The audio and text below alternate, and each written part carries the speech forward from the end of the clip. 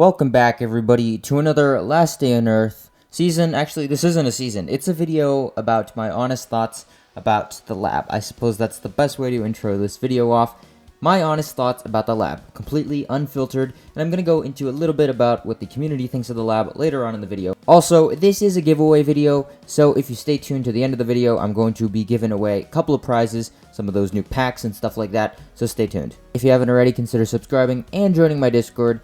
Code right there, or follow my Twitter, link right there. When people don't claim their prizes, I give them away to people on my Discord or people who follow me on Twitter, so make sure you do that. I'll announce whatever I end up doing on Discord or Twitter, so make sure you keep an eye out over there. A lot of people tend to watch these videos but not actually claim their prize. You would be surprised, so make sure you do that. Anywho, on with the video. So, the lab. What do I honestly think about the lab? Well, I suppose before we can even go into the lab, we have to start with the process of how the lab came.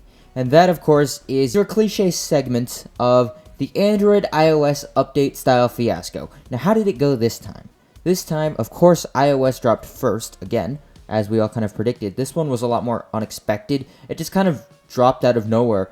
A lot of people weren't expecting it. There wasn't server crashes. There wasn't a lot of hype building up. It just kind of appeared in people's stores randomly, which I think was pretty good on the iOS parts.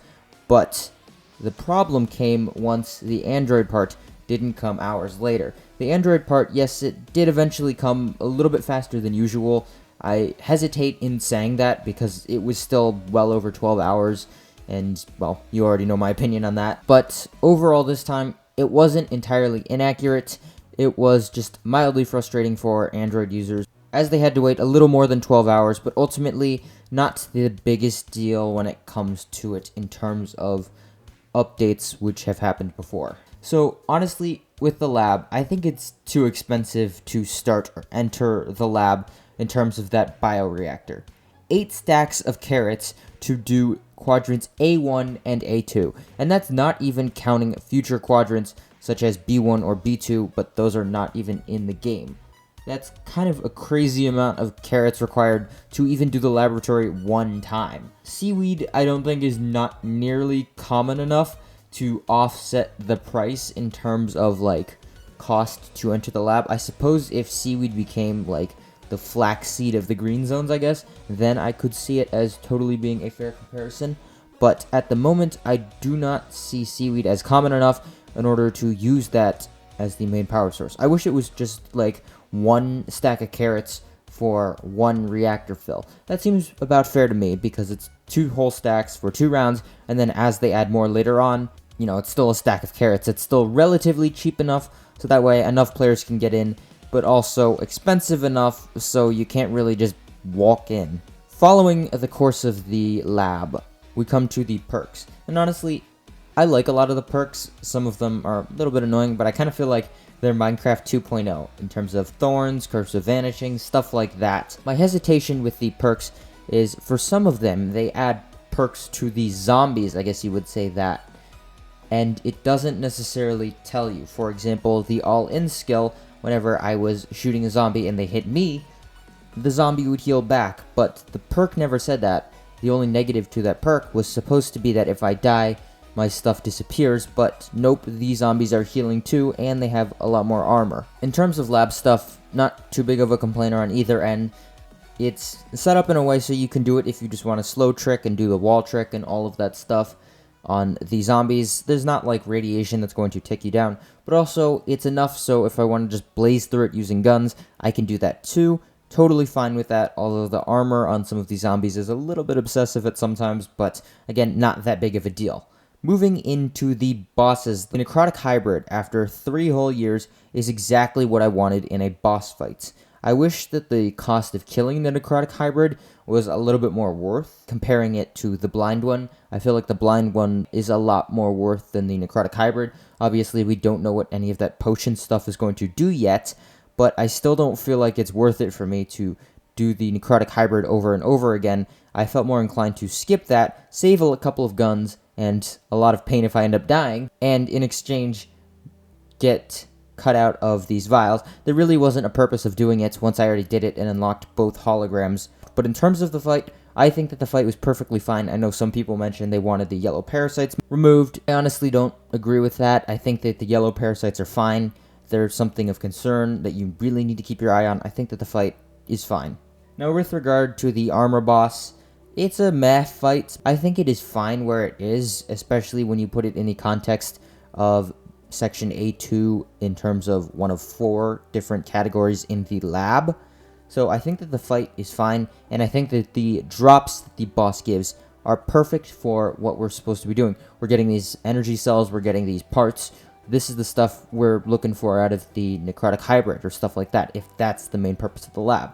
I have a reason to go and kill this boss every single time, whereas I don't have a reason to kill the necrotic hybrid every single time. Now, going more generalized with the lab as a whole, sections B1 and B2 are not in the game yet. And that's where I really wish that if ldoe was to, release this update again, I wish they had taken some time back to step back a little bit and release them all at once, because now that I see that sections B1 and B2 aren't in the game, I don't really know if they ever will end up coming to the game, because quite honestly, I see the lab as kind of Bunker Alpha, or Bunker Bravo even, 2.0. Kind of just that, but with a different loot table, which I don't really understand why it couldn't have just been Bunker Alpha Floor 5, or Bunker Bravo Floor 5, or something like that. Why do we need an entire separate new location when these other 2 locations are completely unfinished?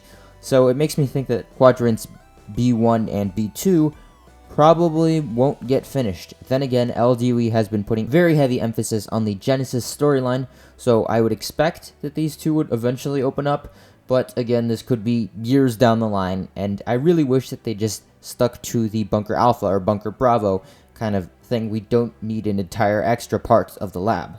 Somewhat connected to the lab also, with the AI and the submarine, neither of those work, which is, especially since both of those were hyped up to be lab related. Instead, now that we can access the lab, we can't do either of those things. They both just say soon, so it's no point. With the reactors, even upgrading those, I don't see a point. I saw some comments that said that in the future, they might require 2 reactors to be full in order to open the door, and as I mentioned earlier, I already think that the reactors are ridiculously overpriced to even enter in the first place, so I'd be very hesitant to have them require 2 or something like that. Why would I waste all these resources investing into it when this works fine? Lastly, and I hate to be super negative in this video, but I feel like that's the same with Floor 3. Floor 3 is just there for a tease, and since, ldoe, they tease all this stuff, but then they eventually go a different route. Especially even looking at the design of Floor 3, it reminds me of that old place with the train in Sector 7 and the oil drill. Oil drilling never came to the crater, it went a totally different direction.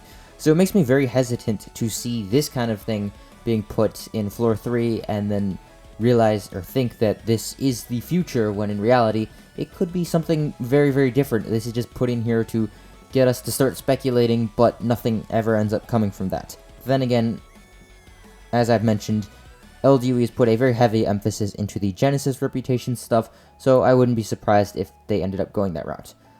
And looking more at the community feedback, it seems like a lot of people seem to have this mindset. Originally, when I looked at the lab when it first came out, I was excited. It's a new zone, it's permanent, stuff like that. But as I read more and more community feedback, and as I refine my own opinion with this own video, I find myself drifting a little bit more towards the community consensus about this update. What's the point of the lab, especially when stuff like Bunker Alpha and Bunker Bravo remain unfinished? And that, I suppose, is the question I want to leave this video off on.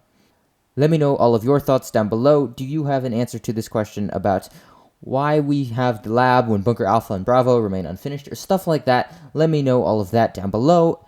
Subscribe, ZDouts, giveaway in a second. Now, the giveaway, like always, but first, let's go over the prizes. So, first, there's 10 gunsmith crates, 10 armor crates, and 1,000 coins. These are the single-player coins. What are the gunsmith and armor crates? These crates are a weapon or equipment in every single crate. The weapon quality is not lower than very rare in every 5th crate. So, after 5 crates, the weapon is guaranteed to be very rare or greater, aka those weapons or purple. Now, how do you win this? All you gotta do is subscribe and comment "done" down below. ldoe, capitals or quotes or any of that. It doesn't matter. So that's all you got to do to enter in this giveaway. Again, 48 hours to enter and then 24 hours to claim your prize. If prizes remain unclaimed, I give them to people on my Twitter or on my Discord. So right there and there, follow, join, subscribe, ZD out.